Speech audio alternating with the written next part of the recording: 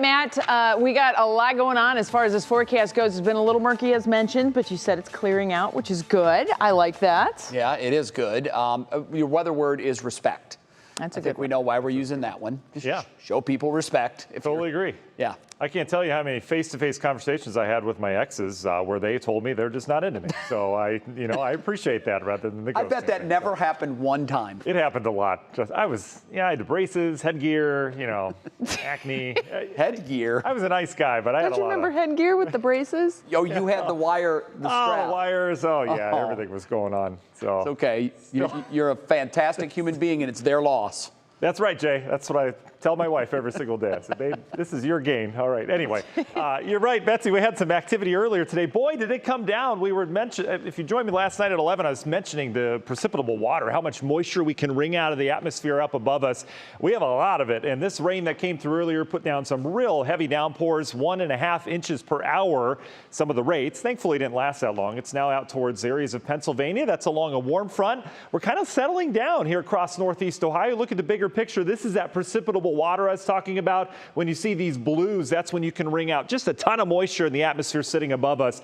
And it's a copious amount of moisture, not just for us, but all the way down towards the Gulf Coast. With all this moisture in place, we're wringing out quite a bit of rain. You notice how it's kind of hodgepodge. There's showers everywhere, not nearly like you'd expect in the wintertime or the fall or spring where you have it mainly confined to frontal boundaries. But in terms of the surface map, we've got a little warm front that's lifted north of the area. That brought in kind of the steamy air this afternoon. Dew points went way up. We're into the 70s right now, so it's feeling tropical. What we've got our eyes on is this secondary cold front back towards Chicago. There's actually severe weather heading out of the Chicago area here. We'll watch this frontal boundary with all this moisture in place. It can trip a few storms here. Not necessarily this evening. We'll continue to keep an eye on these, but more towards the late evening and overnight is when I think we'll refire some of these storms. But any moment we could see, a little puff in the atmosphere. You'll get a little rain around here. So out of respect for that, we'll keep some storms in the forecast. All right, National Design Mart Hour by our forecast. Here you go. You notice how just there's a couple showers being indicated by our models as we go throughout the evening.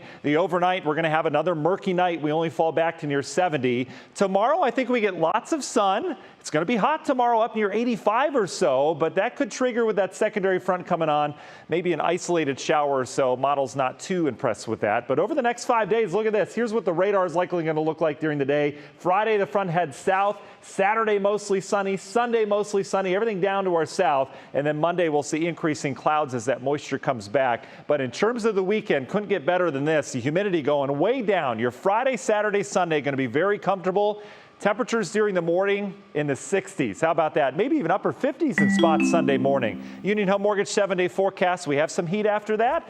We bring back storm chances by next Tuesday. We'll be back after this.